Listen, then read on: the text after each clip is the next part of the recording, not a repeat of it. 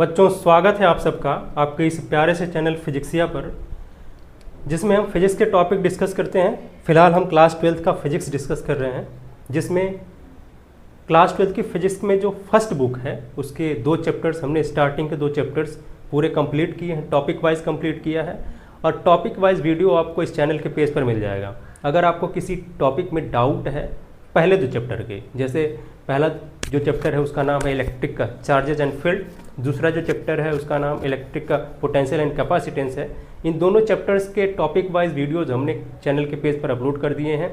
आपको जैसे ही किसी चीज़ में किसी टॉपिक में डाउट दिखता है या किसी टॉपिक को आप बिल्कुल समझ नहीं पाए हो अभी तक, जो क्लास में पढ़ाया गया स्कूल में या फिर कोचिंग में नहीं समझ पाए हो, तो आप अपने डाउट को क्लियर करने के लिए, अपने टॉपिक को और स्ट्रॉन्ग करने के लिए, कॉन्सेप्ट बेहतर करने के लिए आप जो चैनल के पेज पर जाएं और वहाँ टॉपिक वाइज जो वीडियोज़ है वहाँ पे टॉपिक के हिसाब से क्लिक करके आप उस वीडियो को वॉच कर सकते हो, अपने डाउट को क्लियर कर सकते हो। हमें पूरा भरोसा है कि जब आप उस वीडियो को वॉच करके देख करके पूरा कंप्लीट करोगे तो पूरा आपका जो डाउट है उस टॉपिक से रिलेटेड वो क्लियर हो जाएगा, वो बिल्कुल रिमूव हो जाएगा और एक नया कॉन्सेप्ट, एक बेहतर कॉन्सेप्ट, एक हेल्दी कॉन्सेप्ट निकल करके आएगा और जो आपको आगे के एग्ज़ाम में काम देगा, जो बोर्ड एग्ज़ाम में भी काम आएगा और जो अगर कॉम्पिटिटिव एग्ज़ाम में भी अगर आप उसको यूज़ करना चाहें तो वो काम आएगा।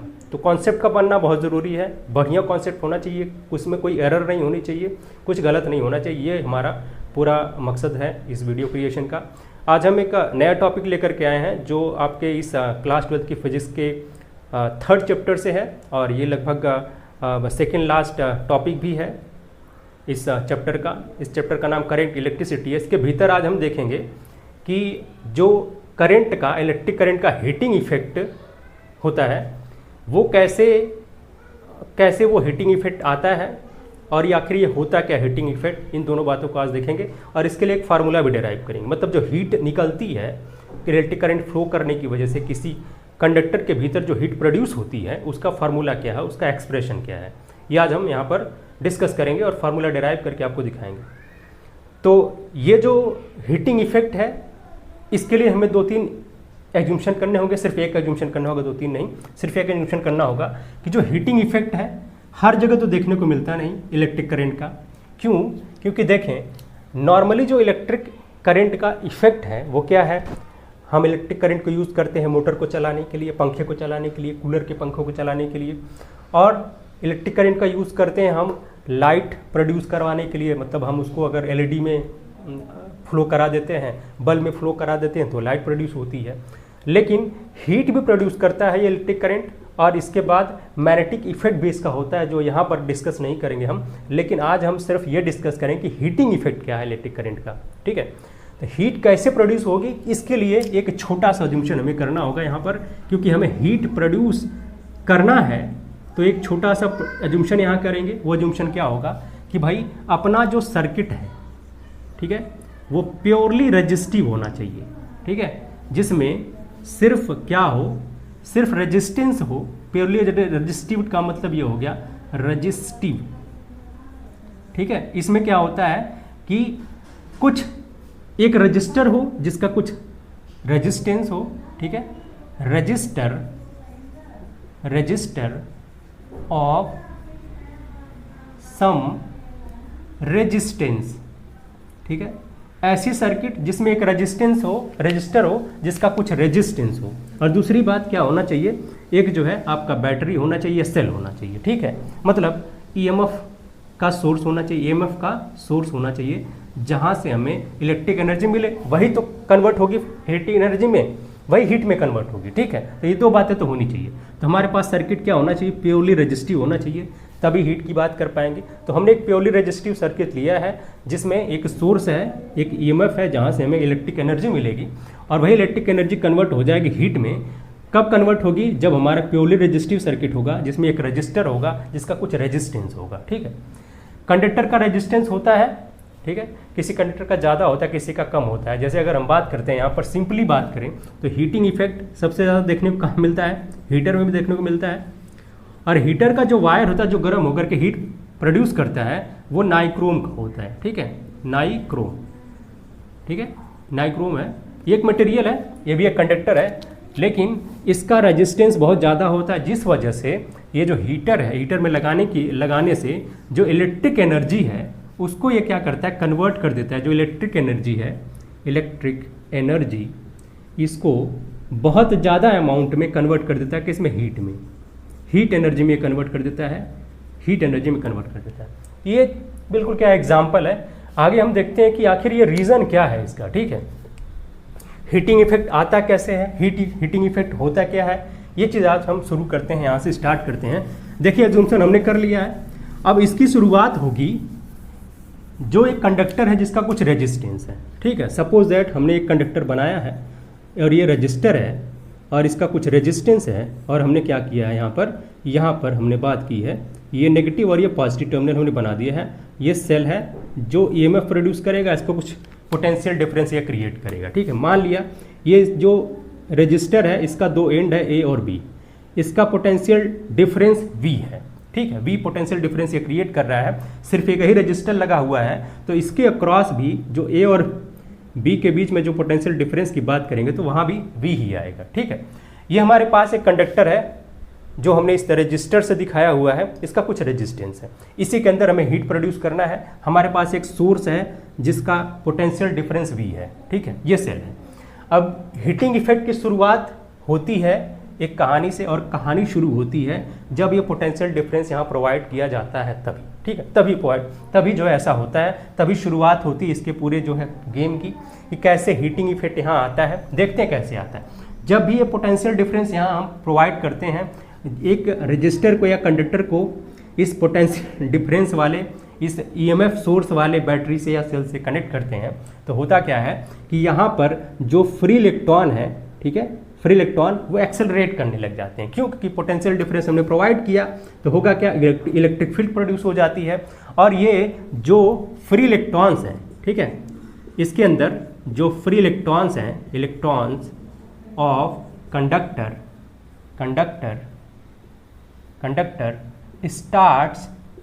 स्टार्ट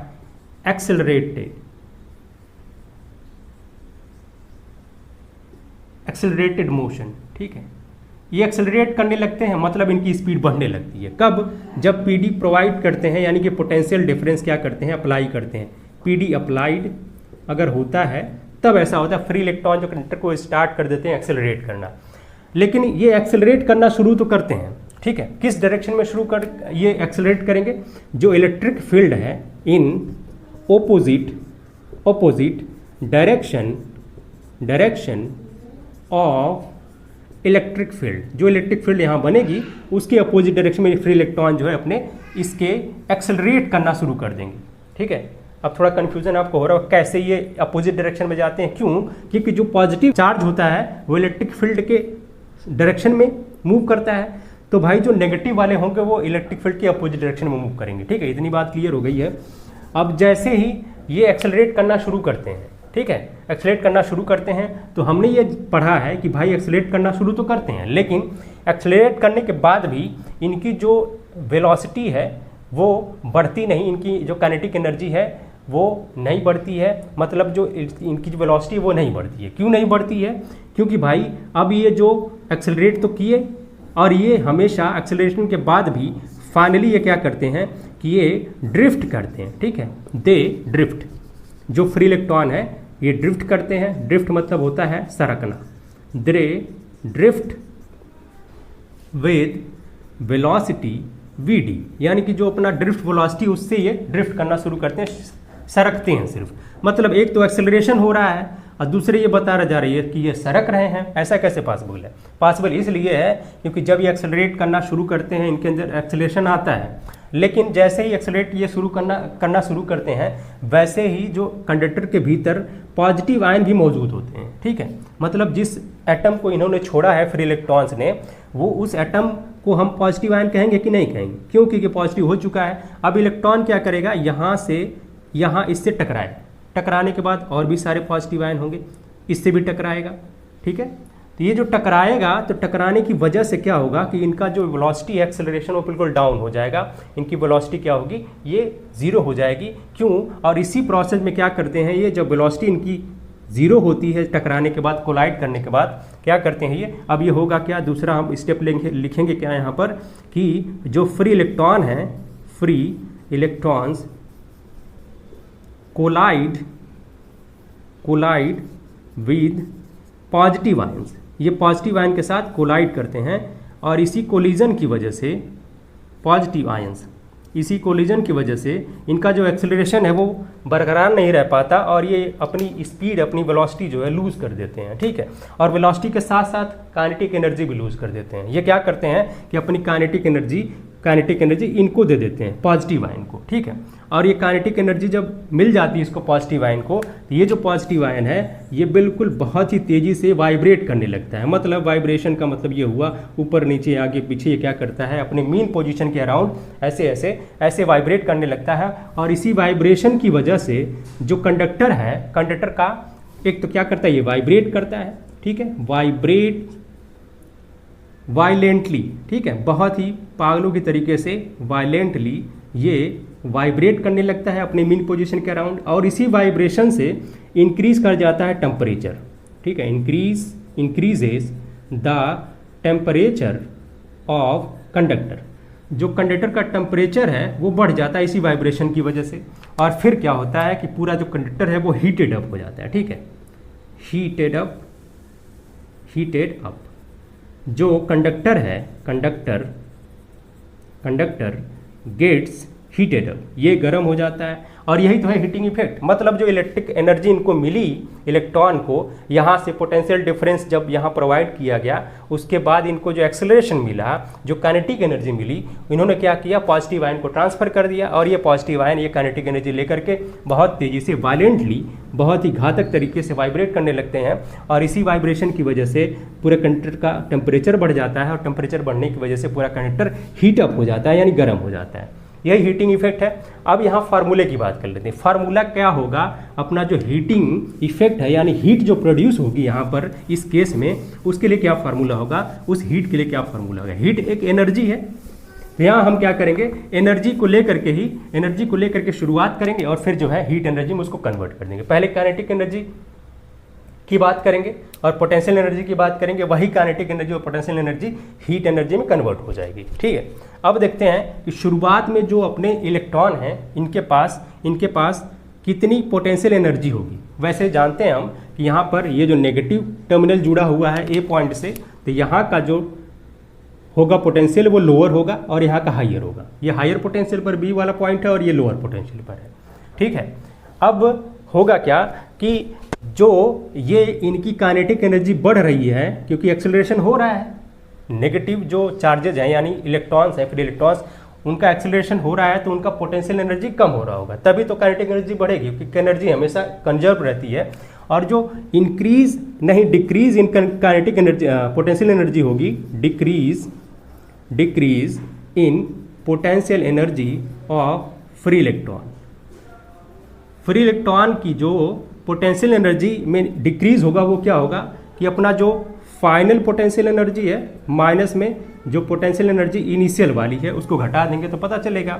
अब देखिए जो फाइनल वाली जो पोटेंशियल एनर्जी है, अब ये क्या कर रहे हैं कि अपने जो इलेक्ट्रॉन है वो मूव कैसे करेंगे देखा जाए, क्योंकि करंट फ्लो करेगी, ये इस तरीके से मूव करेंगे, ठीक है। इलेक्ट्रॉन जो है वो पॉजिटिव से नेगेटिव की तरफ मूव करेंगे, ठीक है। अब ऐसे जाएंगे मूव करते हुए, ऐसे मूव करते हुए तो ए से बी तक जाएंगे, ठीक है। तो यहाँ जो पोटेंशियल एनर्जी हमें पता है कि इसके पहले जब पढ़ चुके हैं क्या है, अगर पोटेंशियल डिफरेंस V प्रोवाइड किया जा रहा है तो पोटेंशियल डिफरेंस और वो जो चार्ज है जितना चार्ज, तो सपोज दैट ये फ्री इलेक्ट्रॉन जो है टोटल Q चार्ज लेकर के अपने साथ जा रहे हैं, तो यहाँ से ये चलना शुरू किए और A से B तक जा रहे हैं, तो यहाँ जो पोटेंशियल फाइनल वाला जो पोटेंशियल होगा वो क्या होगा, यहाँ पर VB होगा, ठीक है। और उसके साथ Q मल्टीप्लाई कर देंगे, पोटेंशियल एनर्जी आ जाएगी और उसके बाद माइनस करेंगे और उसके बाद यहाँ पोटेंशियल इनिशियल वाली करेंगे तो Q लिखेंगे और यहाँ पर VA लिखेंगे, ठीक है, VA लिखेंगे। लेकिन अपने पास जो ये पोटेंशियल डिफरेंस है जिसे VAB कहेंगे, इसको हम ऐसे लिखते हैं VB माइनस VA लिखते हैं, क्योंकि VB अपना जो है हायर पोटेंशियल पर है और VA जो है वो लोअर पोटेंशियल पर है। लेकिन यहाँ आ गया है क्या, यहाँ पर वैल्यू आ गई है B वाली पहले आ गई और फिर उसके बाद VA है, ठीक है। यहाँ पर हम क्या कर सकते हैं, Q कॉमन ले सकते हैं, Q कॉमन ले लिया तो बचा है VB माइनस VA, ठीक है, इतना बचा है। ये पोटेंशियल एनर्जी में डिक्रीज हुआ है, चेंज इन पोटेंशियल एनर्जी हुई है, ये वैल्यू आ गई है। अब डिक्रीज पोटेंशियल एनर्जी में हुआ तो इंक्रीज किस में होगा, काइनेटिक एनर्जी में होगा, तो इनकी काइनेटिक एनर्जी बढ़ जाएगी, ठीक है। तो ऐसे ही बात करते हैं हम यहाँ पर कि काइनेटिक एनर्जी में increase in kinetic energy of free electron.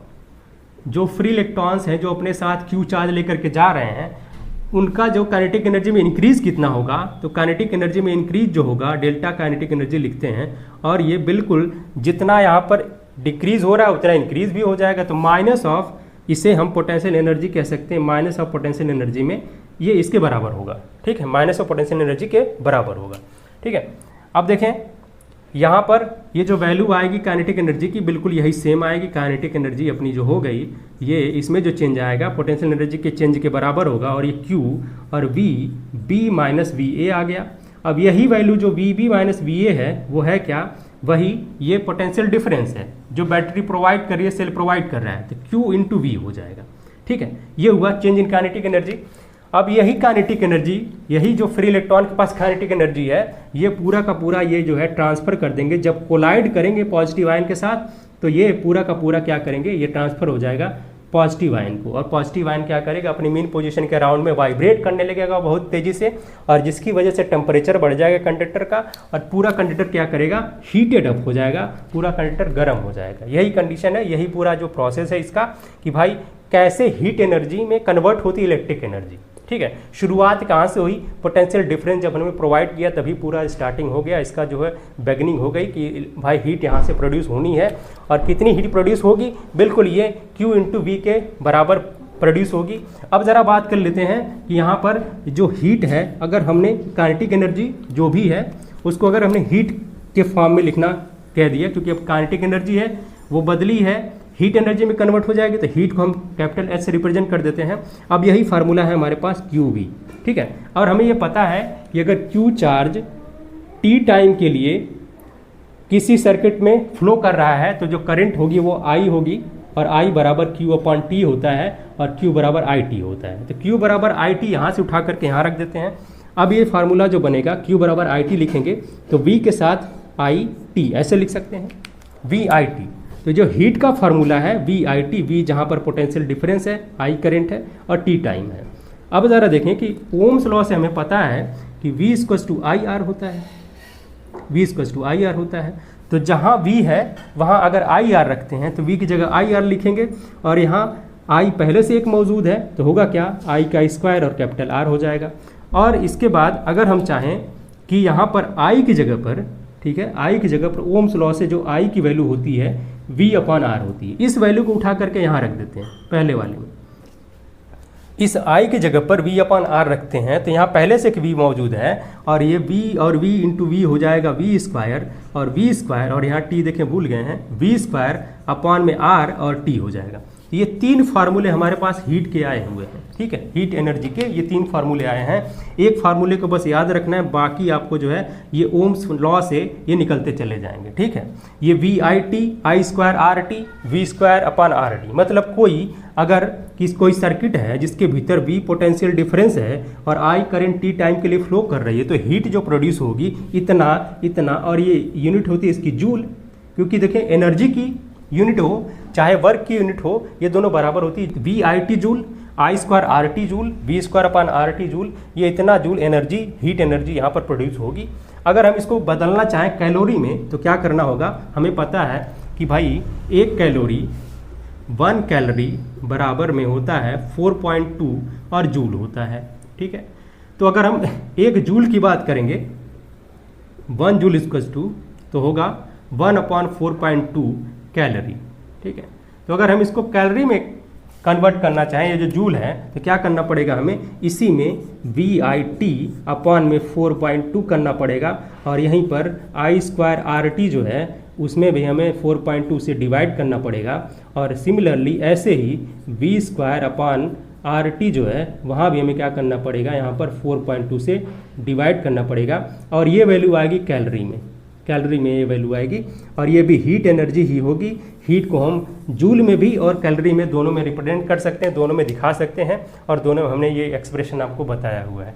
तो ये हमने शुरू किया था यहाँ से कि जहाँ पोटेंशियल डिफरेंस अप्लाई हुआ, इलेक्ट्रिक फील्ड प्रोड्यूस हुई, इन चार्जेस के ऊपर अब क्या होने लगा कि इन चार्जेस का जो काइनेटिक एनर्जी है वो बदलने लगी, और काइनेटिक एनर्जी जो चेंज हुई, तो काइनेटिक एनर्जी जो चेंज इन काइनेटिक एनर्जी आई, वो काइनेटिक एनर्जी इस फ्री इलेक्ट्रॉन में जो क्यू चार्ज लेकर के कैरी कर रहे थे, इसको ढो रहे थे, इन्होंने क्या किया, ये जो काइनेटिक एनर्जी है वो पॉजिटिव आयन को ट्रांसफर कर दिया। पॉजिटिव आयन वाइब्रेट करने लगे, और फिर टेम्परेचर उन्होंने कंडक्टर का बढ़ा दिया, और कंडक्टर के टेम्परेचर बढ़ने की वजह से पूरा जो कंडक्टर है वो हीटेड अप हो जाता है, पूरा कंडक्टर गर्म हो जाता है। ये हीटिंग इफेक्ट है। और ये जो एक्सप्रेशन आया हीट एनर्जी का वही बिल्कुल यही आया, VIT बराबर में I²RT V²/RT।